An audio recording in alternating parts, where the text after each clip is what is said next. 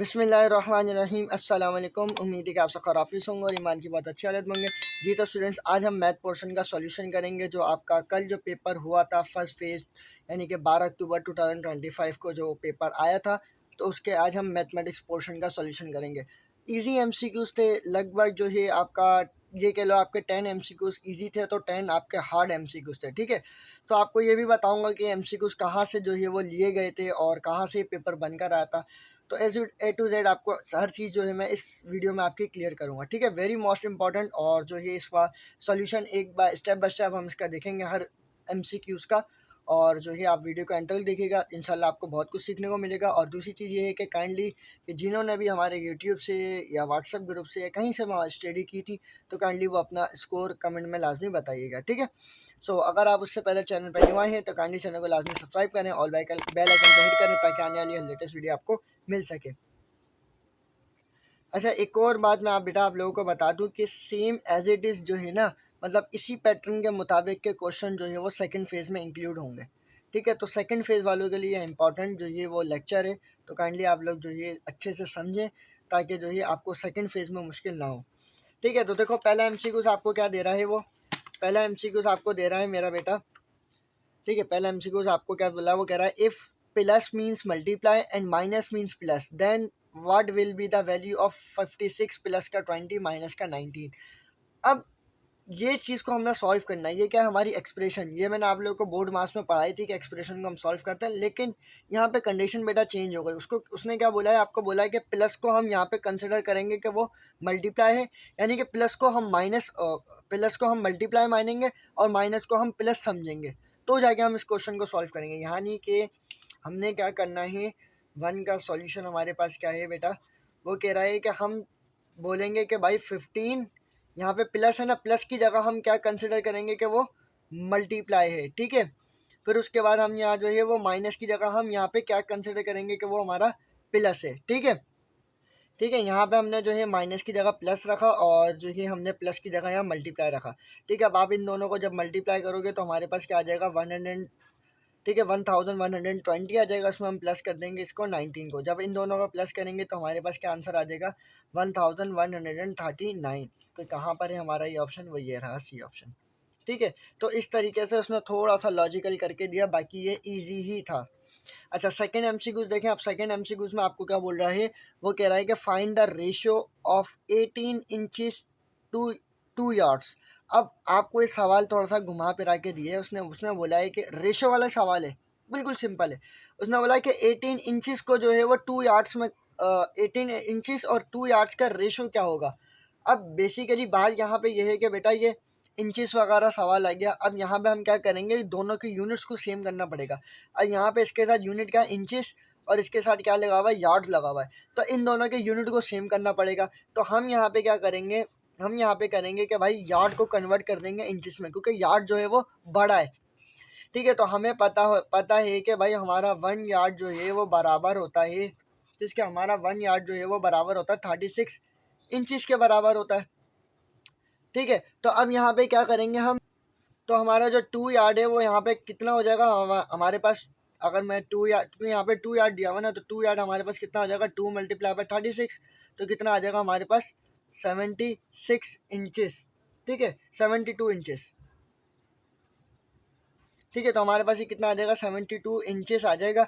अब यहाँ पे जो है दोनों के यूनिट सेम होगा, 18 इंचेस। रेशो हमारे पास कितना आ जाएगा, 72 इंचेस। तो अब यहाँ पे इन दोनों का रेशो कर लो, सिंपलेस्ट रेशो हम निकालने हैं। तो 18 1 18, 18 4 74। तो रेशो हमारे पास क्या आ गया, 1:4 आ गया। तो कहाँ है वो, ये रहा अभी ऑप्शन में। ठीक है, उम्मीद है कि आपको समझ में आया होगा कि जैसे बिल्कुल सिंपल वे में हमने किया। ठीक है, अब थर्ड क्वेश्चन को देखते हैं। ठीक है स्टूडेंट्स, अब देखिए क्वेश्चन नंबर 3 में आपको क्या कह रहा है, वो कह रहा है 0.003 मल्टीप्लाई बाय 0.02 किसके इक्वल होगा। तो ये भी चीज़ मैंने आपको बताई हुई है कि भाई दो डेसिमल नंबर्स को किस तरीके से मल्टीप्लाई किया जाता है। ठीक है, तो सिंपल है। अब आप इन दोनों को जो है इस तरीके से मल्टीप्लाई कर सकते हो कि 0.003, ठीक है, इसको मल्टीप्लाई कर लो 0.02 से।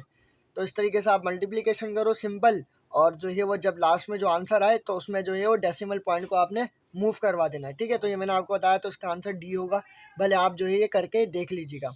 अच्छा, एमसीक्यूज नंबर 4 में आपको क्या बोल रहा है, वो कह रहा है कि भाई 4, 9, 16, 25 और फिर उसके बाद बोल रहा है डैश, यानी कि अगला जो नंबर है वो कौन सा होगा, ये सीरीज़ वाला आपको क्वेश्चन दे रहा है, ठीक है। तो अब यहाँ पे देखो हो क्या रहा है बेसिकली, मैं चलो मैं ही नीचे ही कर देता हूँ।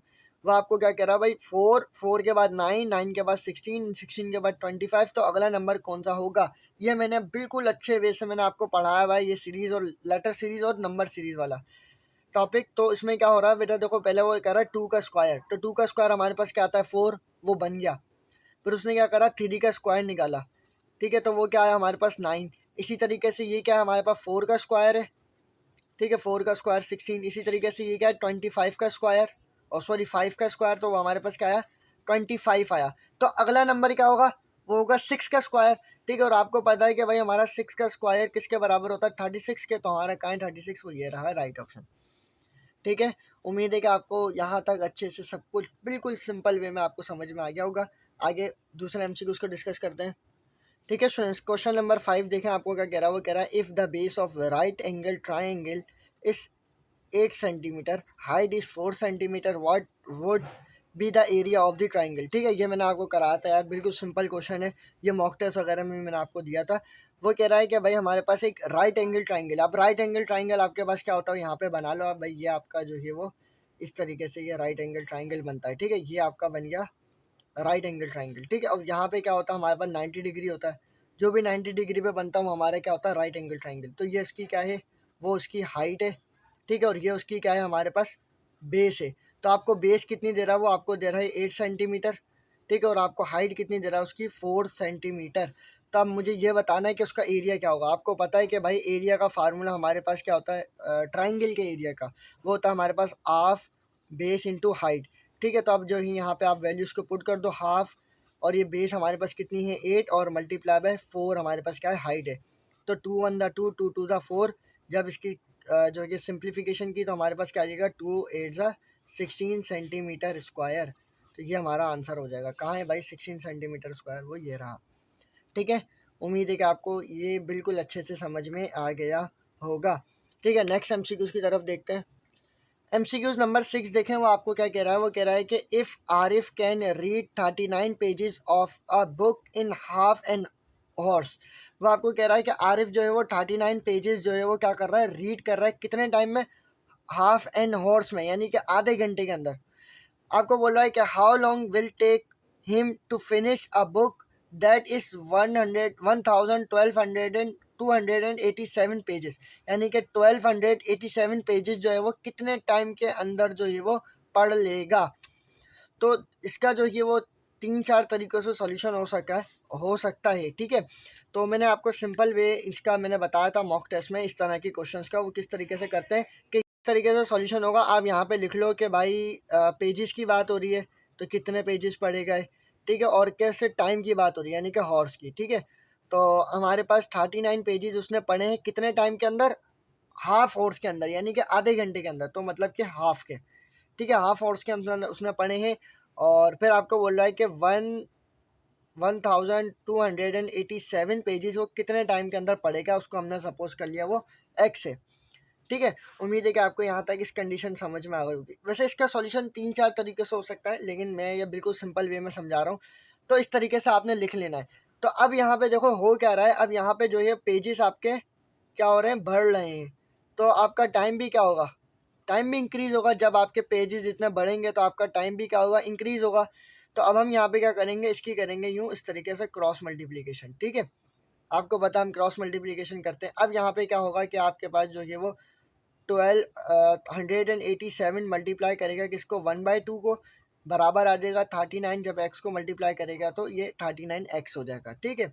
अब यहाँ पे क्या हो रहा है कि आपका ये मल्टीप्लाई कर और डिवाइड कर रहा है, वहाँ जाके मल्टीप्लाई करेगा। या आप इस तरीके से भी कर सकते हो कि इसको 1 से मल्टीप्लाई कर दो, इस पूरी टर्म को, कितना हो जाएगा 87 डिवाइडेड बाई 2, ठीक है। ये यहाँ पे क्या कर रहा है मल्टीप्लाई, वहाँ आके क्या करेगा डिवाइड, तो यहाँ पे इसको आके डिवाइड कर दो, ठीक है, बराबर आ जाएगा किसके x के।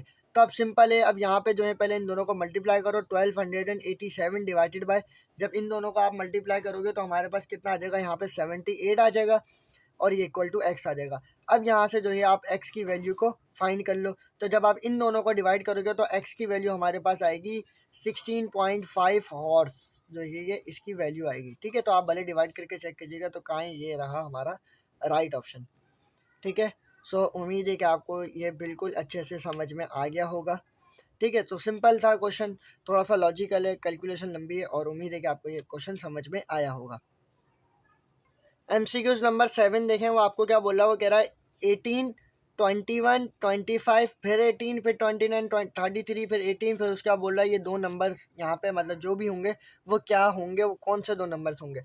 तो अगर आप यहाँ पे देखो मेरा बेटा, यहाँ पे हो क्या रहा है कि आपके पास 18 है, 18 के बाद फिर यहाँ पर 18 है, दो नंबर्स के बाद ना 18 है, तो यहाँ पे 18 इंक्रीज नहीं हुआ। ठीक है, 18 18 ही है, फिर दो नंबर्स के बाद 18 आ रहा है, फिर ठीक है, फिर क्या होगा, फिर अगले भी दो नंबर्स के बाद हमारे पास क्या आएगा, 18 आएगा। तो यहाँ पे तो हमें एक इस सीरीज़ में ये देख के कन्फर्म हो गया कि भाई 18 चेंज नहीं होगा, सिर्फ इंक्रीज किस में आएगा कि ये नंबर्स चेंज हो रहे हैं, जो बीच वाले दो हैं ना, मिडिल वाले, तो ये दो नंबर चेंज हो रहे हैं, ये दो हो रहे हैं, फिर ये दो। तो अब यहाँ पे आप समझो कि हमारे पास क्या है, 21 है यहाँ पर। ठीक है, ये 21 लिखा हुआ है, 21 और 25 कितना इंक्रीमेंट हुआ, चार नंबर इंक्रीज हुए। ठीक है, फिर यहाँ पे देखो कि 25 के बाद कितना है, 29, तो कितने प्लस किए, चार नंबर प्लस किए, यहाँ पे भी चार नंबर प्लस किए। फिर 39 के बाद और 29 के बाद 33, तो कितने नंबर का प्लस हुए, 4 नंबर प्लस हुए। तो अगले भी उसमें क्या होगा कि चार नंबर को प्लस किया जाएगा, यानी कि 33 के बाद हमारे पास क्या आ जाएगा, प्लस करेंगे तो 4 नंबर प्लस करेंगे तो यहाँ पे आ जाएगा 37। ठीक है, फिर 37 में +4 करेंगे तो हमारे पास कितना आ जाएगा यहाँ पे 41। ठीक है, ऐसे ही होगा। तो हमारे पास राइट ऑप्शन यहाँ पे कहाँ हो जाएगा, क्या हो जाएगा, वो ये हो जाएगा कि डी आपका राइट ऑप्शन हो जाएगा। ठीक है, उम्मीद है कि आपको यहाँ तक अच्छे से समझ में आया होगा। नेक्स्ट क्वेश्चन को देखते हैं। क्वेश्चन नंबर 8 देखें, वो आपको क्या कह रहा है, वो कह रहा है 1 ग्रॉस इज इक्वल टू। अब यहाँ पे उसने चेंज कर दिया सवाल। पहले ऐसा होता था कि भाई 1 दर्जन में कितना आइटम्स होते हैं, तो आपको पता है कि भाई हमारे पास जो है वो एक दर्जन के अंदर जो है ना, एक दर्जन के अंदर हमारे पास कितने 12 अंडे होते हैं या 12 केले होते हैं, तो इस तरीके से बोल सकते हो कि 12 आइटम्स होते हैं। ठीक है, अब उसने सवाल थोड़ा सा घुमा दे कि 1 ग्रॉस किसके इक्वल होता है, तो बेसिकली आपका जो है वो 12 दर्जन, यानी कि 1 ग्रॉस जो है वो आपका इक्वल होता है किसके, 12 दर्जन के। अब 12 दर्जन जो भी चीज़ें होंगी, यानी कि 12 दर्जन मिलके जो है एक ग्रॉस बनाती हैं। ठीक है स्टूडेंट्स, अब क्वेश्चन नंबर 9 देखो, आपको क्या बोला, वो कह रहा है a sum of money at simple interest amount to rupees 815 in 3 years and to rupees 854 in 4 year, the sum is. वो आपको कह रहा है कि हम जो है वो क्या कर रहे हैं, पैसों का सम कर रहे हैं, यानी कि पैसों को हम क्या कर रहे हैं, जमा कर रहे हैं। सिंपल इंटरेस्ट अमाउंट जो है वो इसकी कितनी बता रहा है, वो आपको बता रहा है कि भाई 815 बता रहा है, कितने में, 3 साल के अंदर। ठीक है, फिर आपको बोल रहा है कि भाई 4 साल में उसका जो इंटरेस्ट है वो कितना हो जाएगा, अमाउंट का 854 हो जाएगा 4 साल में। तो ये बताओ कि सम क्या होगा उस पैसों का। तो बेसिकली बात यहाँ पे ये है कि पहले चीज़ आप सवाल को समझो, सवाल कहना क्या चाह रहा है। आपके पास पैसे हैं, ठीक है, उसको आपने इंटरेस्ट पे, मतलब आपने उसको इंटरेस्ट पे रखा, तो आपको जो इंटरेस्ट मिल रहा है आफ्टर 3 साल में, तो कितना मिल रहा है, 815 मिल रहा है। 4 साल में कितने पैसे मिले आपको, 854 मिले। तो बताओ उसका सम क्या होगा। बेसिकली यहाँ पे पहले ये बात समझो कि भाई इंटरेस्ट क्या होता है। पहला हमारा क्वेश्चन ये है कि भाई इंटरेस्ट होता क्या है। इंटरेस्ट क्या होता है, बेसिकली आपने पैसे रखवाए, ठीक है, और उस पर आपको कुछ प्रॉफिट मिलता है कुछ टाइम के बाद ना, तो वो आपके पास इंटरेस्ट होता है। ठीक है, जैसे बैंक में रखवाते हैं, या फिर आप इस तरीके से भी कह सकते हो कि बेटा क्या आपने क्या करा, किसी को पैसे दिए उधार पे, और उसने अगर वो, आपने एक टाइम पीरियड दिया, भाई इस टाइम के अंदर आप पैसे मेरे को वापस कर देना। अगर वो आपको नहीं देता तो आप बोलते हो कि मैं इसके डबल पैसे लूँगा उस टाइम के बाद। ठीक है, तो वो इंटरेस्ट हो जाता है, ऊपर का जो प्रॉफिट हुआ वो आपका इंटरेस्ट हुआ। तो ये जो है वो बेसिकली इस तरीके से होता है इंटरेस्ट। तो अब आपको इसका सॉल्यूशन करते हैं, बेसिकली इसका सॉल्यूशन समझते हैं किस तरीके से होगा। तो वो आपको पहले क्या कह रहा है, मनी, आपको पैसे दे रहा है। वो कह रहा है कि एक पैसे हैं, उस पैसे पर आपको इंटरेस्ट मिल रहा है। अब आपको पैसे नहीं पता वो पैसे कितने हैं। ठीक है, तो उसका सॉल्यूशन किस तरीके से होगा, हमारे को क्या चीज़ दे रहा है, यानी कि गिवन क्या दे रहा है हमारे को बेटा, वो आपको गिवन दे रहा है अमाउंट। कितनी अमाउंट दे रहा है, वो बोल रहा है कि अमाउंट आफ्टर 3 ईयर्स। ठीक है, अमाउंट आफ्टर 3 ईयर्स आपको कितनी मिल रही है इंटरेस्ट पे, ₹815 आपको मिल रही है। ठीक है, और फिर आपको अमाउंट 4 साल में कितने मिल रहे हैं पैसे, अमाउंट आफ्टर 4 ईयर आपको कितने पैसे मिल रहे हैं, आपको मिल रहे हैं 854। ठीक है, उम्मीद है कि आपको समझ में आएगा कि भाई 3 साल के बाद मुझे कितने पैसे मिले 815, और 4 साल के बाद मुझे कितने पैसे मिले 854। अब आगे हम क्या करेंगे कि भाई हम जो है इसको इसमें से माइनस कर देंगे। क्यों? क्योंकि हमें 1 साल का इंटरेस्ट निकालना है। तो 1 साल का इंटरेस्ट जब हम निकालेंगे तो हमारे पास कैसे निकलेगा कि 815 में से माइनस कर देंगे 854 को, तो हमारे को कितने मिलेंगे यहाँ पे 39 मिल जाएंगे। तो ये कितने साल का आ गया? ये हमारे पास 1 ईयर का जो है वो इंटरेस्ट आ गया, 1 ईयर इंटरेस्ट। अब यहाँ पे क्या किया जाएगा? अब यहाँ पे बेटा आगे समझो कि आगे हम क्या करेंगे। अब यहाँ पे हम टोटल इंटरेस्ट निकालेंगे। अब टोटल इंटरेस्ट हमारे पास कैसे निकलेगा कि भाई आपको इंटरेस्ट मिल कब रहा था? 3 साल के बाद मिल रहा था ना, तो इसको हम मल्टीप्लाई कर देंगे किससे? यानी कि हम निकाल रहे हैं टोटल इंटरेस्ट। ठीक है, टोटल इंटरेस्ट हम कैसे निकलेगा कि हमारे पास कि हम 3 को मल्टीप्लाई कर देंगे किसके? 39 से। क्योंकि हम कब निकाल रहे, मतलब आपको इंटरेस्ट मिल कब रहा था? 3 साल के बाद मिल रहा था ना, तो हम 3 को मल्टीप्लाई कर देंगे 39 से। ठीक है, तो हमारे पास आंसर आ जाएगा 117। ठीक है, तो यहाँ तक तो आपका उम्मीद है कि क्लियर हो गया होगा। अब आगे हमने क्या करना है कि अब हम यहाँ पे निकालेंगे प्रिंसिपल, यानी कि जो आपके पैसे थे। ठीक है, जो आपके पैसे थे हम उसको निकालेंगे। उसको निकालना है तो हमारे पास फार्मूला यहाँ पे क्या होगा कि हमें क्या करना है, फाइंड प्रिंसिपल हमें जो है वो निकालना है। ठीक है, यानी कि प्रिंसिपल जो आपकी वैल्यू थी तो वो हम कैसे निकालेंगे कि इसका फार्मूला होता है कि अमाउंट जो है वो इक्वल होती है किसके? प्रिंसिपल प्लस हमारे पास क्या हो जाएगा? इंटरेस्ट।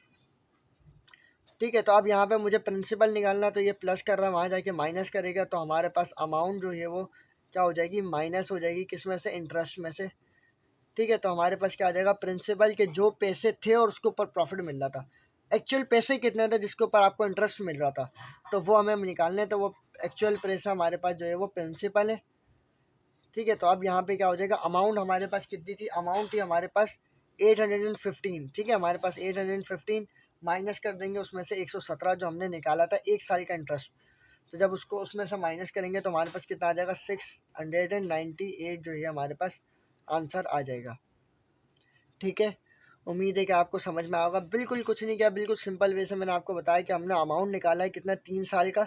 ठीक है, वो इतना था, मतलब 3 साल पे आपको इतना इंटरेस्ट मिल रहा था, 4 साल पे इतना इंटरेस्ट मिल रहा था। फिर हमने 1 साल का इंटरेस्ट निकाला है कि 1 साल में आपको कितना इंटरेस्ट मिल रहा है? वो मिल रहा है 39 का।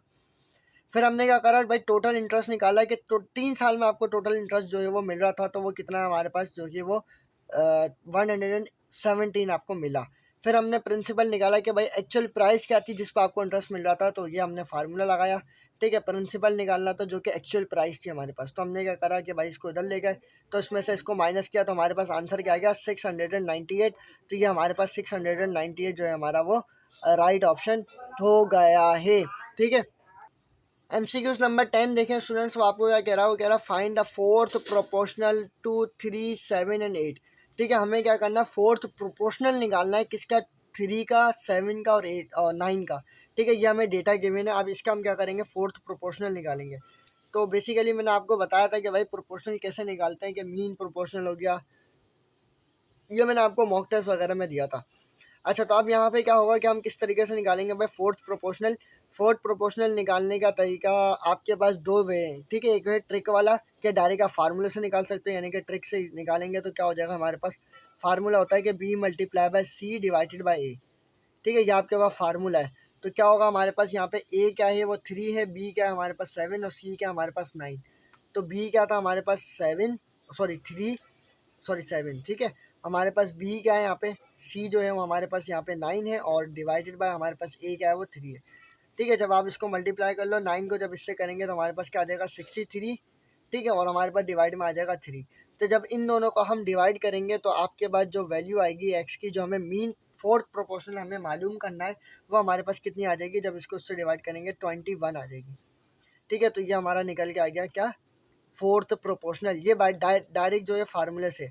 अगर इसको वैसे किया जाए, वैसे इसको अगर आप अरेंज करोगे तो वो इस तरीके से बनेगा कि भाई ये आपका प्रोपोर्शनल बनेगा, इक्वल टू हमारे पास क्या आ जाएगा? 9 और इंटू एक्स। ठीक है, तो ये आपके पास रेशो की फॉर्म में बन गया, प्रोपोर्शनल की फॉर्म में। ठीक है, तो अब इसको आप क्या कर सकते हो कि भाई एक्सट्रीम वैल्यू से मल्टीप्लाई होती है, और मीन वैल्यू के साथ मल्टीप्लाई होती है। ठीक है, जब इसको आप अरेंज करोगे तो वही हो जाएगा कि 7 multiply by 9 equal to 3x हो जाएगा। ठीक है, 3 यहाँ पे क्या क्या करेगा डिवाइड, तो 7 मल्टीप्लाई बाय 9 डिवाइडेड बाय 3। ठीक है, तो वही आपके पास वही सेम कंडीशन बन गई जो यहाँ पे बनी थी। तो यहाँ पे आपके पास x की वैल्यू भी यहाँ पे आपके पास क्या निकल के आ जाएगी बेटा, 21 निकल के आ जाएगी। ठीक है, कहते हैं ना कान यहाँ से पकड़ो या वहाँ से, तो बात सेम ही होती है। ठीक है स्टूडेंट्स, तो ये था आज का हमारा लेक्चर। इसमें मैंने आपको 10 क्वेश्चंस करवाए। ये वीडियो का पार्ट 1 है।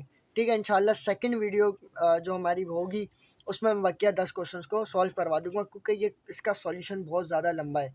ठीक है, कुछ ऐसे क्वेश्चंस है जिसका सॉल्यूशन लंबा है, तो इस वजह से मैं वीडियो लंबी नहीं कर रहा। तो 10 क्वेश्चंस को इस वीडियो में करवा रहा हूँ, बकिया 10 क्वेश्चन जो है वो नेक्स्ट वीडियो में मैं करवा दूंगा सॉल्व। ठीक है, सो नेक्स्ट वीडियो का इंशाल्लाह इंतज़ार करें। उसकी डिस्क्रिप्शन में मैं जो कि आपको वो भी दे दूँगा, सॉल्यूशन भी मैं आपको प्रोवाइड कर दूँगा। एंड जो कि ये भी जो क्वेश्चंस आए हैं ना इनका। ठीक है, सो उम्मीद है कि आपको ये वीडियो अच्छी लगी होगी। तो काइंडली अगर ये वीडियो अच्छी लगी तो काइंडली लाइक कीजिएगा, अपने फ्रेंड्स का लाजमी शेयर करिएगा। थैंक्स फॉर वॉचिंग, दुआ में याद रखिएगा।